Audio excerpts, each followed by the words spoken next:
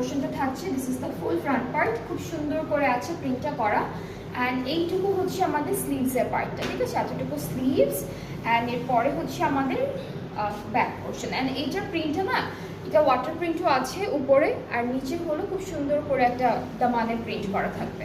Front আর back পার্টের প্রিন্টটা এই ড্রেসটারও সেম থাকছে। অ্যান্ড খুব সুন্দর একটা প্যানেল পেয়ে যাবো। প্যানেলটা হলো অনেকখানি চলে আসবে, একদম নেক থেকে মিডল পর্যন্ত চলে আসবে, পুরোটা একদম পেটানো এমব্রয়ডারি ওয়ার্ক করা থাকছে।